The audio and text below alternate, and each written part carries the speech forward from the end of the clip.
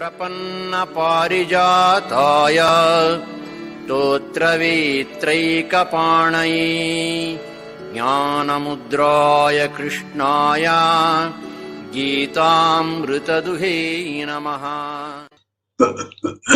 ओम प्रपन्न पारिजाताय स्तोत्रवेत्रैकपाणये ज्ञानमुद्राय कृष्णाय गीतामृतदुहे नमः. We are studying Srimad Bhagavad Gita with Shankar's commentary, and we have read up to Shloka 11 of the 13th chapter. Let us remember once what they were. In the first shloka, Bhagavan said, this personality of yours is called Kshetra.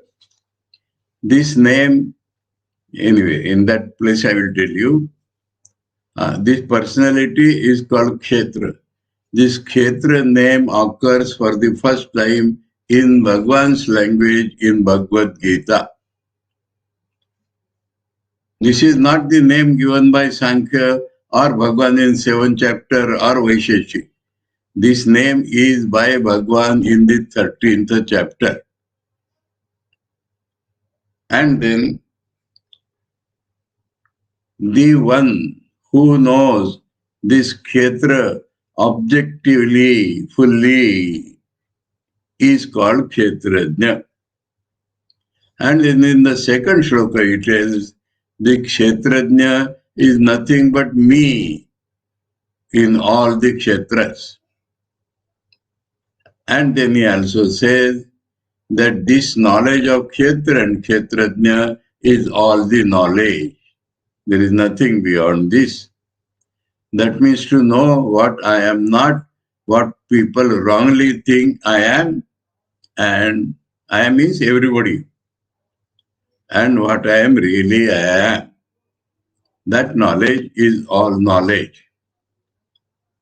Then in the third shloka he says that I shall tell you the Kshetra along with all its modifications. I shall tell you about the Kshetrajna, its nature and its effect on life.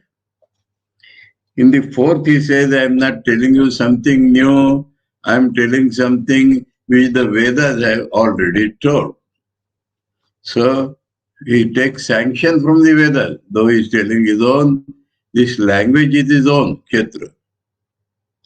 Then in the fifth and sixth, he tells what that Kshetra is. This I want to tell little more details because I find some confusion in some listeners. First line of Shloka 5 has 8 elements. Mahabhutani 5. Ahankaro, Buddhi, Avyakta. Now, the name Sankhya, Vaisheshik does not appear in the Gita. Only it is in Shankar's commentary that Shankar has taken those names. First line, he has not referred to any other philosophy. About first line, he says in the 7th chapter, what Bhagavan has told, of Apara Prakriti, these are the 8 things. So the first 8 things are neither, he is quoting Sankhya nor Vaisheshik. For the first 8 things, he is quoting only Bhagavan's own statement in the 7th chapter. In the second line, we can easily count 16. Indriyani dasha ekam cha, that is 11. Panchacha indriya gochara, 5 objects of the senses. So there are 16. Now there he mentions this 16 plus 8 in the first line.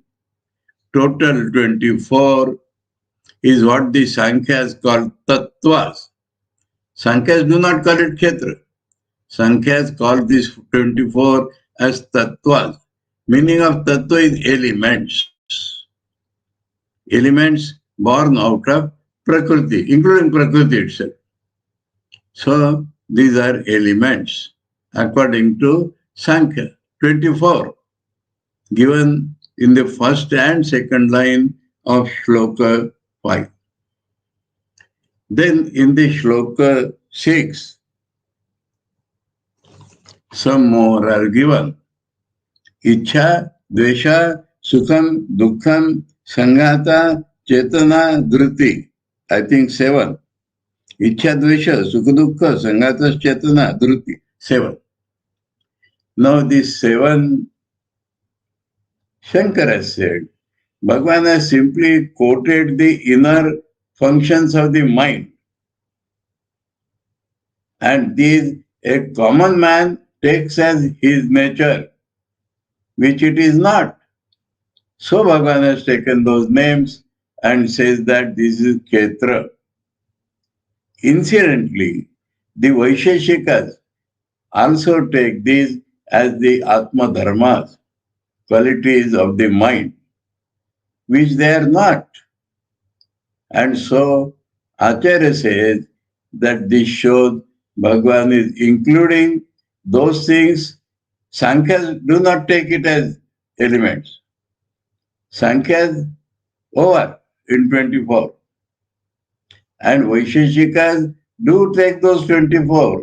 But in addition to that, the mental functions also it takes as Atma Dharmas, the qualities of the mind, which they are not.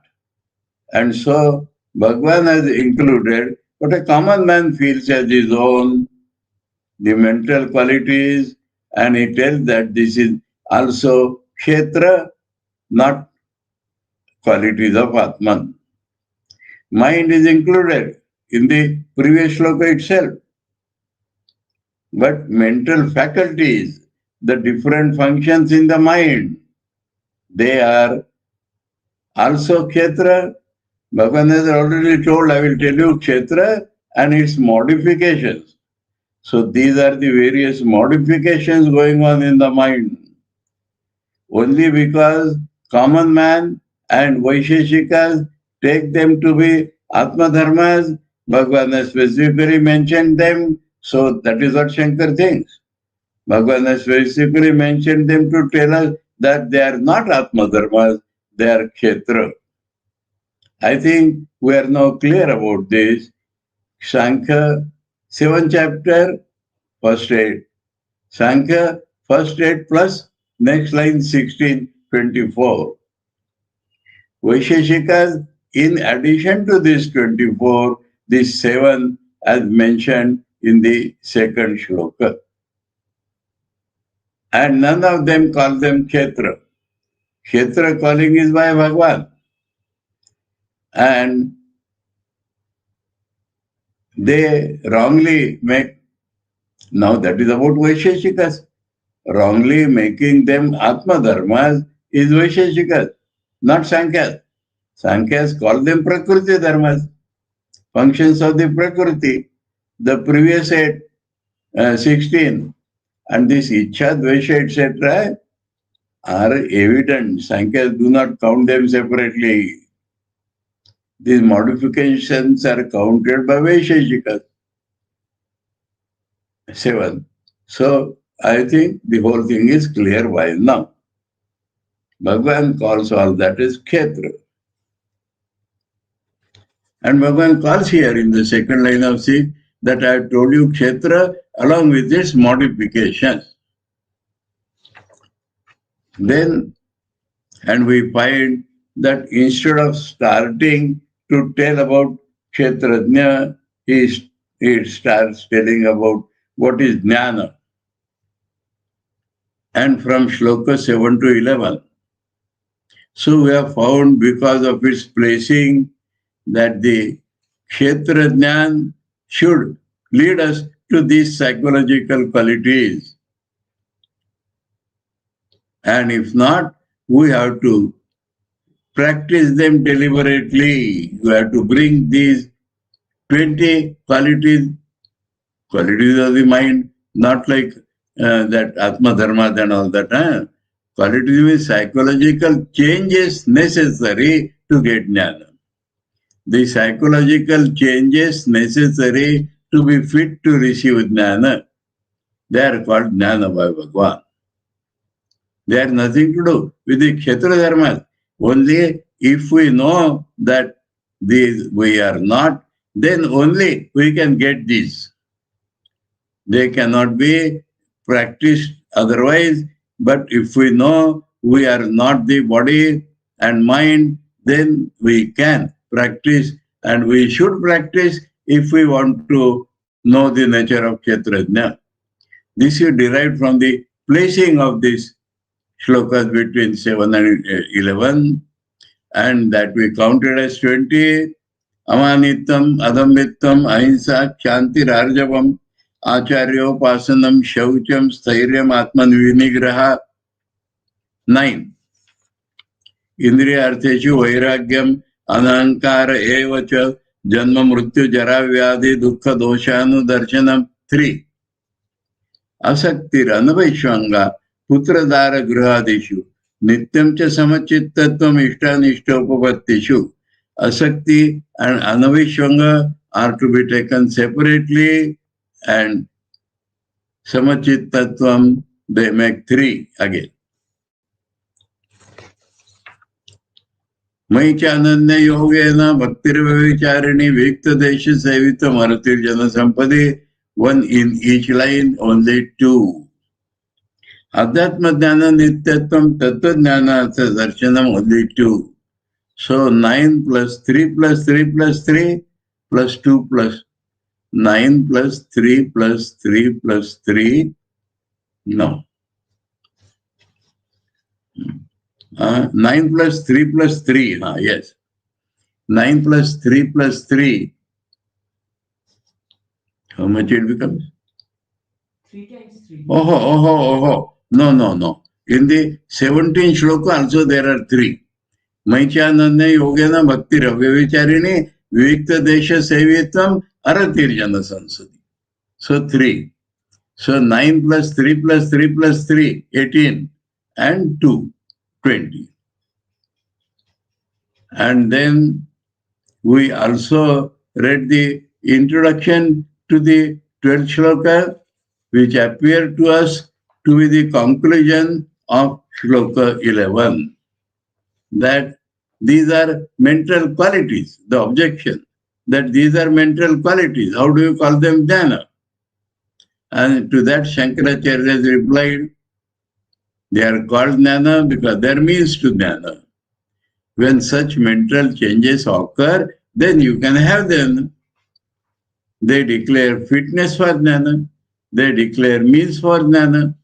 So both mean the same thing, that when you have this psychological transformation, then you are fit for jnana. You get jnana. So both languages are correct, that you get fit for jnana, you get jnana. So now we have to see what is the jnana of the kshetrajna. So we now read shloka 12. And this nature of kshetrajna is in 12, 13, 14, 15, 16, 17. These are the 12 to 17. 6 shlokas are given for knowledge of the kshetrajna. Because that is our aim. Kshetra knowing is preliminary step. Transformation, psychological, is the next step. Both steps are taken only for the ultimate knowledge of the kshetrajna. And so kshetrajna has been told in detail in 6 shlokas. So now we read shloka 12. Jneyam yattat pravakshami yajnatvam asnute anadimat param brahma nasattanna saduchyate. Let me tell you that because of the old Sanskrit style, the breaking or joining of words would never be clear because they were always written in a straight line. So this Anadi Mat Param Brahma. That is how Shankaracharya has taken it. But some people take it as Anadi Mat Param Brahma. And Shankar will show that that is wrong. Anadi Mat is correct, Param Brahma is next. That is what Shankar will show us. But this break is done in two ways. Some other people do break it as Anadi and Mat Param Brahma. Now, Neyam, that thing which is to be known, ultimately, which will fulfill our life, yet that which is this, that very thing, Pravakshami. I shall nicely tell you. Why shall I tell you? Yadnyatva amrutamashnati. Knowing which, knowing what is Kshetrajna, you will get immortality. You will get eternal, unchanging bliss. You will get immortality. Both the meanings are contained in the word amrutam. Ashnute means you will enjoy. You will get. You will reach, you will get. That is the meaning of Ashnuti. Now, what is that? Anadimat. Now here, a little question of grammar comes. Adi, if there is Adi, we call it Adimat.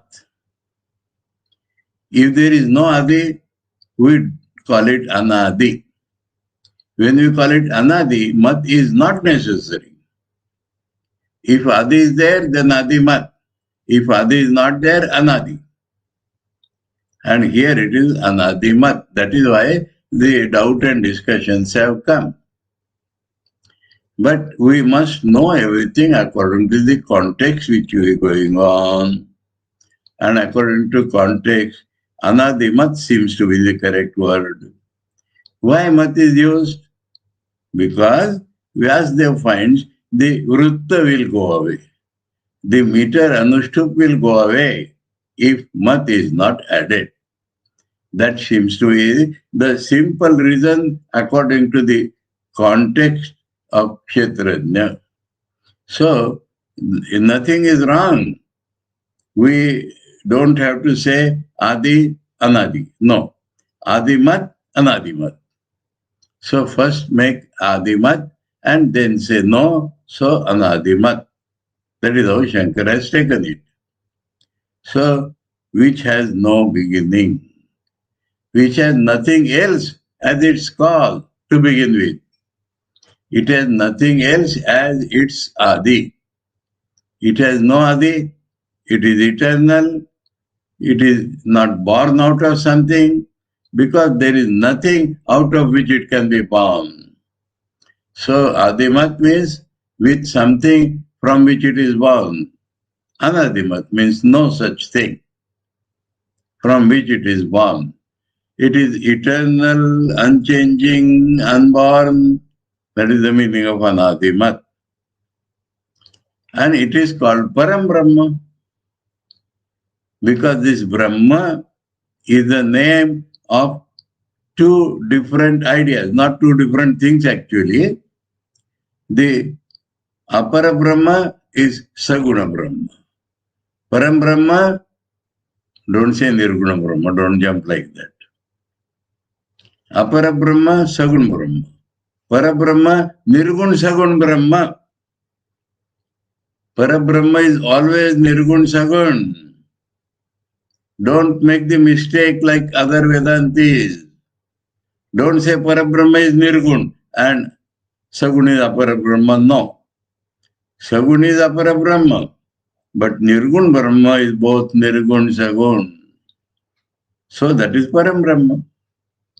So the absolute reality, supreme reality, Brahma meaning is that it is the greatest in all respects. That is the meaning of the word Brahman. Shankara has found out in his Brahma Sutra Bhashya. That Brahman means greatest in all respects. So, what can be the greatest in all respects? It has to be all-pervading. It has to be beyond all-pervading. It has to be Srishti Sthiti Pralaya Karta. Otherwise, it cannot be the greatest of all things. It has to be Sarvajna, Sarvashaktiman. Otherwise, it cannot be greatest of all things. So, in the Brahma Sutra Bhashya, Shankara has made it clear the very word Brahman means all these. Sarvajna, Sarvashaktiman, Sagun, Nirgun, Sarvatita, Sarvagata, Sarvatita, Sarvavyapi. This is, and also you may add Satchit Ananda, Akhanda, Ananta, because it can never be described. The approximate description is this much. Undivided, appearing divided. So these are all coming out of the meaning Brahma only. Parabrahma. Okay? Now, he said, na sat, na tad asat uchyate. It is neither called existing nor called non-existing. Now, this may appear a little strange to our ears. And the problem lies that we think that that means existing and non-existing is exhaustive, which is not. There can be something which is neither existing nor non-existing. Because the definition of which says existing, but the word is sat. And the word sat means real. Real existing. Now, we call that thing as real, which does not change its nature. Only that is real. If something changes its nature, we do not call it real. Asat, that which changes its nature. Asat is that which we do not feel to be real. That is the meaning of asat. And so these two do not exhaust the whole world. There may be certain things which change their nature and they are beyond our sense perception. So we cannot call them asat. We call them asat because we do not perceive them. So definition of asat is that we do not perceive them. Definition of sat is that it does not change its nature. So these two does not exhaust everything. There may be things which do not change their nature, or we do change their nature, but we do not perceive them. So asat only means we do not perceive them. And what we do not perceive them by our senses is the subtle matter. Is anything subtler? Not matter. Anything subtler, anything which is not perceivable by the senses is called asat. So there may be hundreds of things not perceivable by the senses, and so we cannot call them asat. We cannot call them sat. Not perceivable by the senses, so we call them asat. And what is Sat? Sat, what is Sat? Definition of Sat, Sat. Sat definition is that which does not change its nature. If something we perceive and it changes its nature, we cannot call it real. How can it be real, which is different now? So, Sat definition is which does not change its nature. always. And asat definition is which we do not perceive. So there may be things which are perceivable. We do not perceive. But the yogis can perceive. The rishis can perceive. Yogis can perceive. We do not perceive, so we call them asat. So these are still there. And so sat and asat, two categories, do not exhaust everything of the world.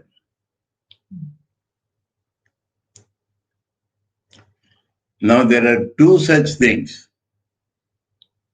not things actually, two ideas which cannot be called sat or asat. Brahman can never be called sat or asat.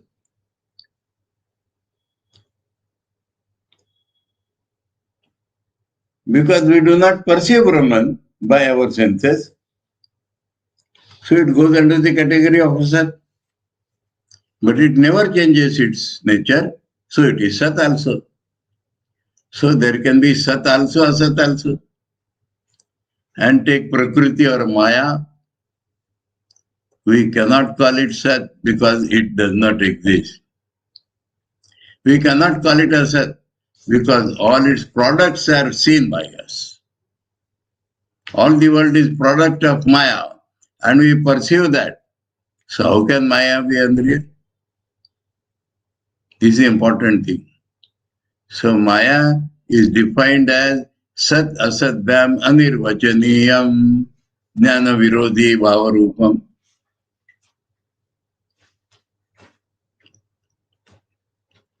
Which cannot be called Sat or Asat. Sat Asat Bham Anirvachaniyam. And Brahman is beyond words, so we call it Sat or Asat.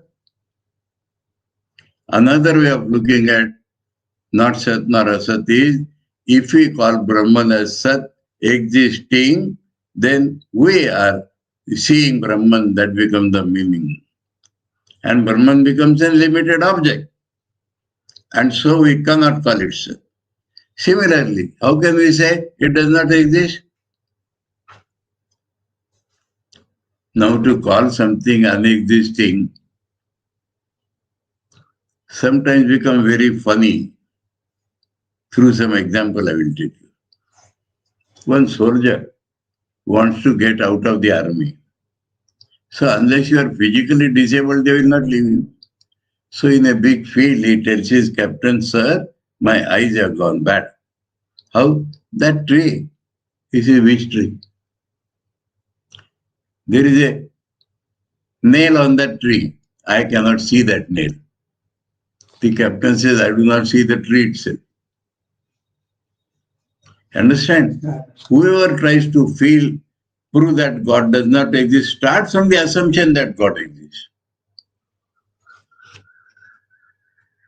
The nail on that tree I cannot see. The captain said the tree itself I do not see. It is such a distance. So everywhere when anybody tries to prove God does not exist, first take the concept of God and then says it does not exist. So it is called Sadasadam Anirvachaniyam Vakya Atita. Maya is Sadhasadam Anirvachaniyam because we cannot call it Sat or Asat. Because we cannot call it Sat because it does not exist. We cannot call it Asat because its product exists. We perceive them. And so there must be a cause. So here it is referring to Brahman only. Context. Context is that Neyam Yattat Pravakshami. So he is not going to decide Maya here. That knowing Maya will not give us knowledge and moksha. So Yadnyatva Amritam Ashnute. So it is only the knowledge of Brahman, our own reality, that will lead us to immortality. So in that context, na sat na tad asad uchyate is another way of telling that Brahman does not change its nature, it is permanent, it is not an object to be called Sat or Asat. Here, let us read Shankar Bhashya now. The introductory we already read yesterday.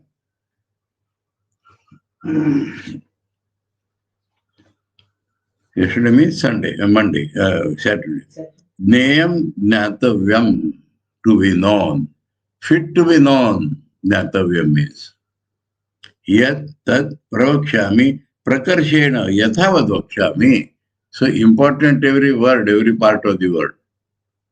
Pravakshami means I shall tell you as it is. Literal meaning of pravakshami is prakarshena vakshami. Nicely, specifically I shall tell you. The implication is yathavat vakshami. As it is, its nature I shall tell you. Kim phalam tad iti prarochanena shrotru avimukhi karanayaha. So, what is the result you will get in life? Telling about which you are attracting the mind of Arjun, attracting the mind of the listeners. What is its effect in life? What is the use in life?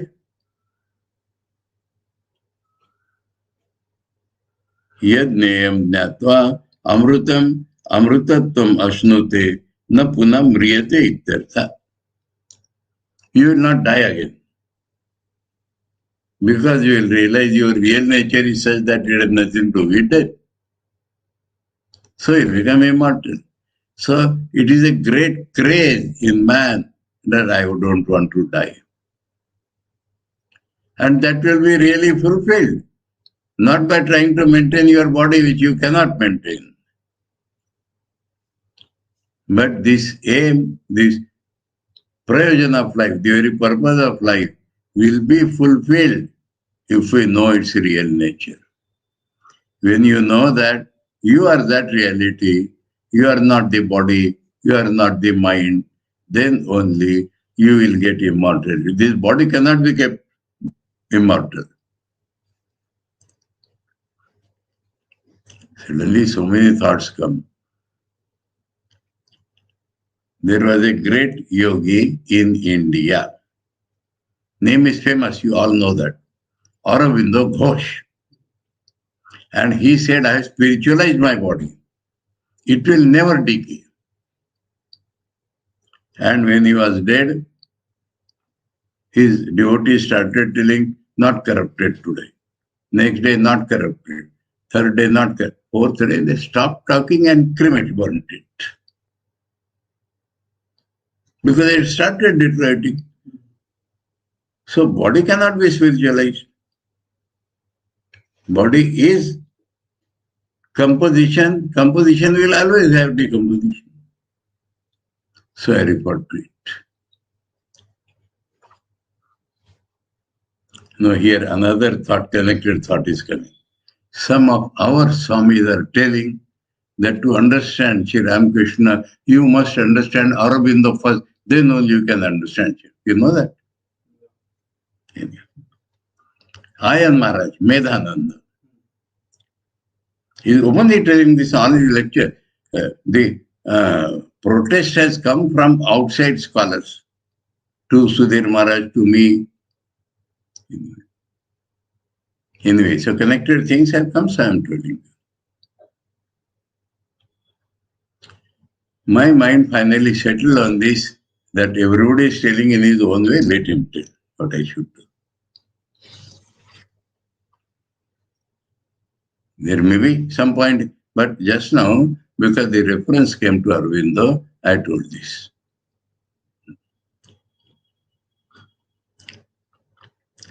So, amrutam ashnute, na punam mriyate ityartha. So, body will die.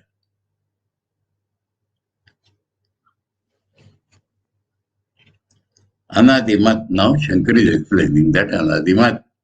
Adi asya asti iti adimat. Na adimat iti anadimat. So he said, get the meaning in this type. That Adi is there, it is called Adimat. It is not so Anadimat. Kim tat param niratishayam brahmadneyam iti prakrutam. Prakrutam in the context is about Brahman. So, Supreme Brahman, niratishayam, nothing greater than it, such Brahman. Niratishayam, negative always becomes more powerful than superlative. Because it is the greatest, something may remain greater than him. So to say there is nothing greater than him is more powerful than saying it is greatest. So, Param, Shankar translates as Niratishayam. Brahma Dnayam iti prakrutam, and that is to be known. The context is about Kshetrajna, about that thing which is to be known. Atra kechit, so it tells some other people, Anadi Matparam iti padam chindanti. They divide it like Anadi and Matparam. Bahuvriyena ukte arte matup anarthakyam anishtam syaditi. Anadi is a Bahuri. That means neither An nor Adi. That which is not has Adi. That is called Bahuri. So Anadi explained the meaning, and there Matup. Matup means Mat and Vat are possessor. Mat and Vat, Buddhiman, Dhiman. So Mat or Vat say possessor. So when Bahuri is used, possessor is not necessary. That is their argument. Shankara cleared their argument. Artha Vishesham cha darshayanti. And then they will show the special meaning in that. If such spirit is there, there is a special meaning in that. Aham Vasudevakya Parashakti yasya tad matparamiti. So there the fanaticism comes. I, the son of Vasudeva, is its power, that is called Matparam. Matparam is having me as supreme power, Matparam. So, special meaning of Matparam is I having me as supreme power, me as son of Vasudeva. Satyam evam apunuruktam syad artha chet sambhavati. Apunuruktam means that repetition is avoided. Yes, what you say, we agree that repetition is avoided if such meaning is fitting here. Natu artha sambhavati, but here that meaning is not fitting. That meaning is invalid, or that meaning does not come. Brahmana sarva vishesha pratishedena eva vijidnapayet trutva. What Brahman they are going to tell without any special quality. That is Param Brahma. He is telling about Param Brahma, Nirguna Brahma. Maybe Nirguna Sagun, but Nirguna Brahma, and Nirguna Brahma has no qualities. These are not qualities, but Krishna is a special quality of Brahman. But he is telling, don't take it fanatically. This is the ISKCON translation. This is those who take only Krishna is the power, not Rama or no other thing. Don't take it in such way. That is not the context here. Because the context here is without any qualities. This Srishti Prakarta is not its quality, that is very nature. We cannot say Krishna is its only nature. Then it is not reality. It is not supreme reality. So, Brahmana sarva vishesha pratishedena eva vijidnapaishi tattvat. The desire in Krishna is to tell about Brahman without any particularization. But this becomes a particularization. Na tad na sat tad na asad uchyate iti. So he is connecting with the next to tell that it is not the correct thing. When we are told na sat na asad, it means without any particulars. So seeing that also you should understand, don't particularly. Vishishta Shaktimatta Pradarchanam Vishesha Pratisheda Chaiti Vipratishiddham. To show some special power and to say it is beyond all manifestation, that is self-contradictory. Tasmat matupo bhuvrena samanartatvapi prayoga shloka puranartha. So though matup is meaning in Bhauriya included, but to make anushtup shloka complete, he has given this form. That is what Shankara has explained his reasoning. That is left to anybody to accept which.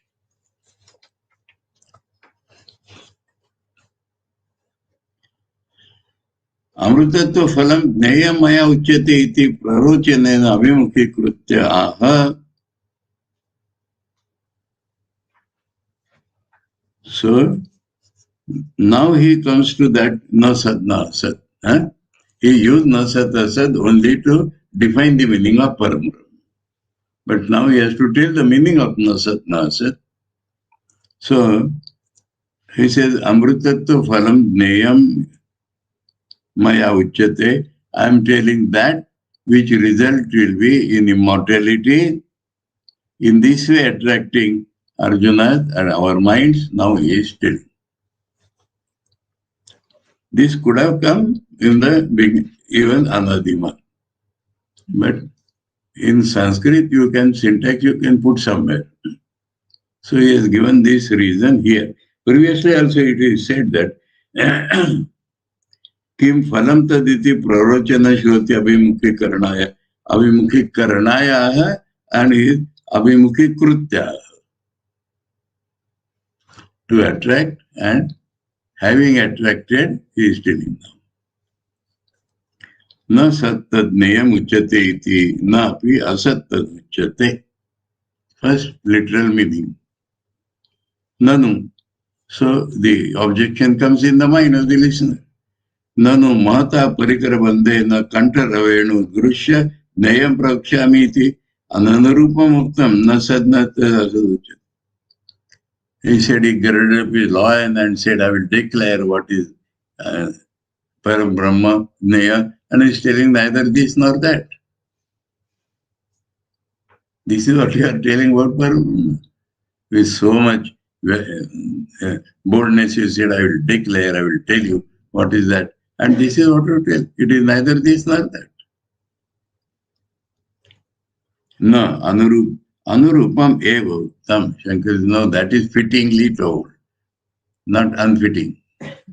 That is the correct way to express. There is no other way. Katham sarvasu upanishatsu. Katham. How do you say that it is the only way to tell? You break this. Katham dash explanation. So katham sarvasu don't read. Katham is a question. How you say that it is the fitting way? So answer. Sarvasu Upanishatsu. In all the Upanishads, of which Gita is only a form, Neyam Brahma, Neti Neti. So, not this, not this. Yes, that is the way in all the Upanishads. Not this, not this. Not any particular thing.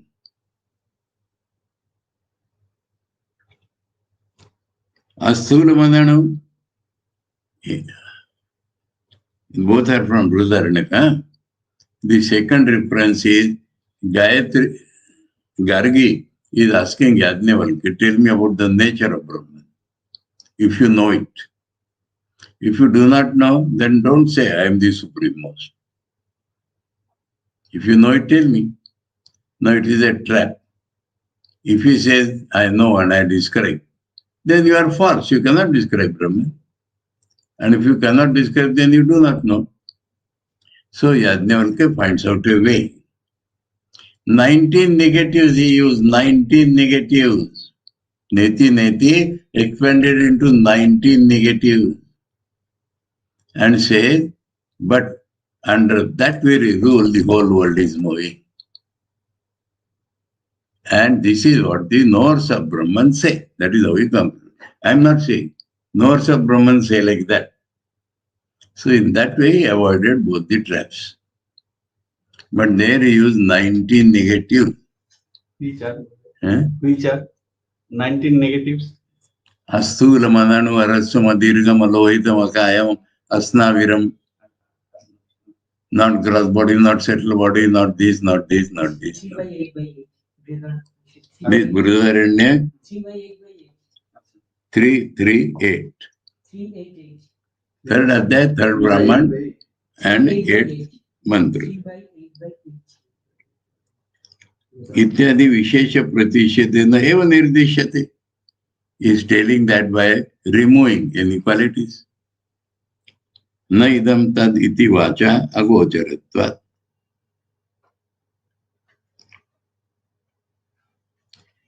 Then na idam tad iti vacha agocharatvat. Na idam tat.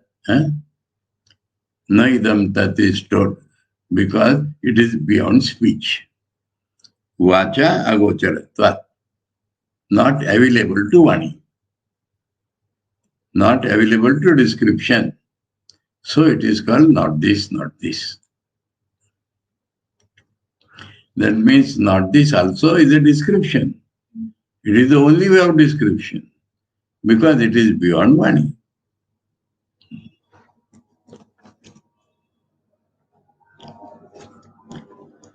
Now the objection is difficulty to understand. This other. Nanu, natad asti yad vastu asti shabdena na uchyate.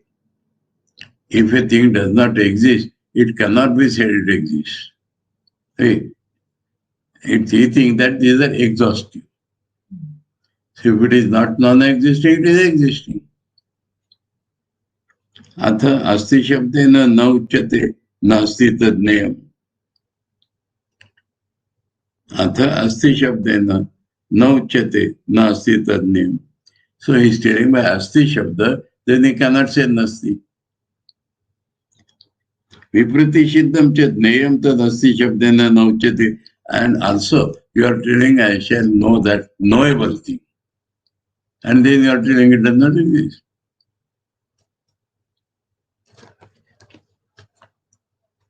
Clear. Mind of the listener is clear. Huh? Na tavad nasti buddhi avisheta. He said he is not telling that it is not existing. You cannot call it Sat. Does not mean that it is not exhaustive, that he should know. That he is not telling it is non-existing. Because nasti buddhi avishetva.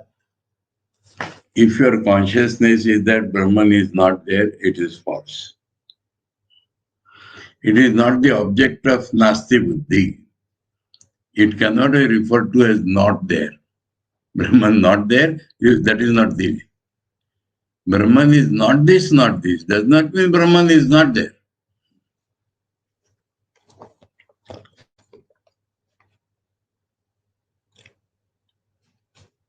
Now still he is trying to understand. Nanu sarva buddhaya asti nasti buddhi anugata eva. So he says everything is exhaustive. All the consciousnesses are either existing or non-existing. Tatra evam sati neyam api asti buddhi anugata pratyaya vishayam vasyat nasti buddhi anugata pratyaya vishayam vasyat. Tatra evam sati. That means this being the state of affairs. That everything is either asti or nasti. So your ne also should be either asti or nasti. No. Now that thing is explained. Atindriyatvena uvay buddhi anugata pratyaya avishetvat. Because it is not available to senses. So it goes beyond the description of asti and nasti. It goes beyond asti and nasti because it is not available to the senses. So to call it asti is very difficult, and to call it nasti simply because it is not available to the senses. So here the question is not asti or nasti, available to his senses and not available to the senses. यदि इंद्रियगम्यम वस्तु घटाधिकम तद अस्ति बुद्धि अनुगत प्रत्यय विषयम वा स्यात् नास्ति बुद्धि अनुगत प्रत्यय विषयम वा स्यात्. If it is an object like a jar, then it is either is or not. If it is broken, it is not there. But if it is an object like jar, then only this will become exhaustive, either asti or nasti, because it is available to the senses. So it is only about things available to the senses that asti and nasti become exhaustive.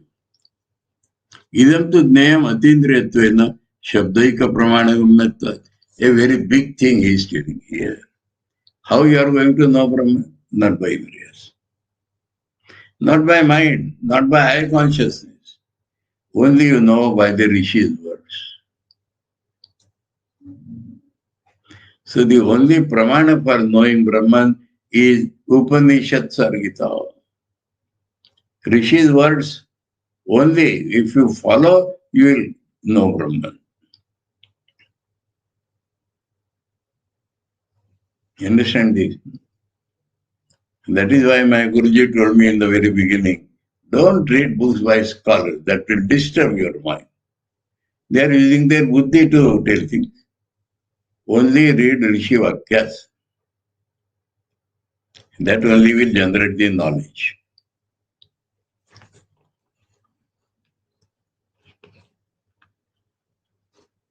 Now here also there is a great discussion. Shabda Praman. So broader category Shabda Praman, out of which Rishi Shabda Praman and Laukika Shabda Praman. My teacher tells me, I read in the books, all is Shabda Praman only.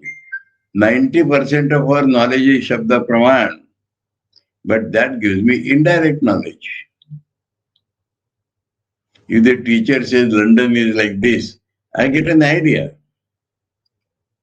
But if the tailor is about the ultimate reality, my own reality, it should lead to full knowledge.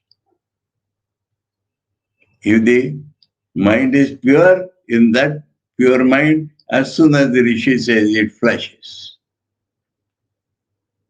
It goes directly to the heart, not to the understanding faculty buddhi. Understanding faculty will always vitiate it. It cannot understand without Dvaita. But the experiential faculty are there, it will flash. I could have shown you a video. Look, a small girl is singing, and one of the audiences, special audience, he said, when you are singing, it was getting angry. He's showing like this. It was getting engraved on my heart. So that is what if Rishi is telling by his experience, it goes like this. Heart to heart talk, not buddhi to buddhi. Anyway, enough of this. So, Shabdaika Pramana Gammatvat na Gatadivat Ubhay Buddhi Anugata Pratyay Vishamiti. So, jar either existing or non-existing, not like the Rishi Vakyas. Rishi Vakyas will give a direct experience to you. Na sat tad na asad uchyate. Yattu uktam viruddham uchyate, neyam tad na sat tad na asad uchyate iti. You have said that it is contradictory thing to be known, and you said you cannot, it is not true. Na viruddham, it is not contradictory. Anya deva tad vidita nato avidita dati iti shrute. Kenopanishadi refers to. It is different from known and different from unknown. Swamiji has very beautifully cleared it in Jnana Yoga, several places. Swamiji says it is more than known. Now try to understand this a little. We know a thing. How we know? We see does not mean we know, not at all. An image is formed. Knowledge is chit. I know. I know is separate than I see. I know that I see. If I close my eyes, I do not see. I know that I am not seeing. So knowledge is something separate. It is only Chaitan which can make us know. And so, what happens? We have to enter that Chaitan, our own real nature, and then know the thing. If you want to know the thing, we should not know through our mind. We have to enter our Chaitan, and through that Chaitan we have to know that thing. So that Chaitan is more than known. Chaitan is the Adhara of all our knowledge. It is ourself, so it is more than known. So that is the way Upanishad is telling, it is neither known nor unknown. It is different from known and superior to unknown. That is what he said, Upanishad. And that Rishi said, this is how our teacher who has best made us aware has told us like this. That it is neither an object nor something unknown to you. It is more than known to you. That is how Swamiji has put it. Anya devatad viditat atho aviditat adi. Viditat anya, aviditat adi. Adi means more. Iti Shruti. Now, because he does not understand, he says, Shruti api viruddhartha iti chet. You have quoted Kenopanishad, but Kenopanishad also is talking contradictory. Yatha, yajnaya shalam arabhya koi tad veda yad asmin loke asti vanavet. Why? Iti, evam iti chet.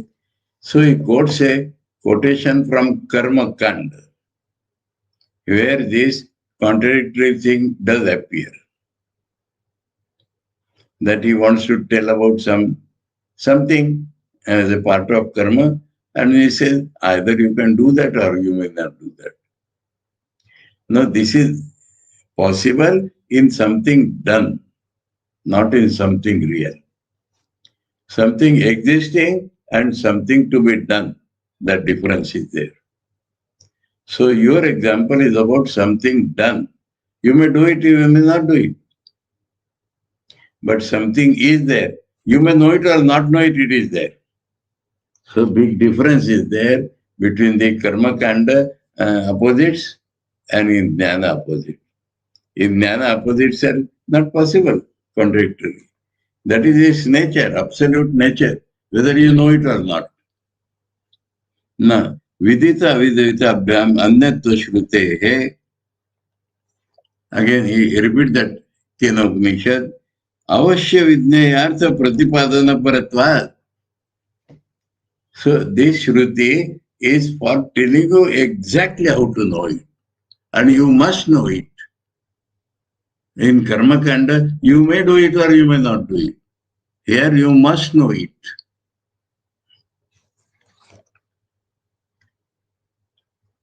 Yad amushmin ityadi tu vidishesha arthavada.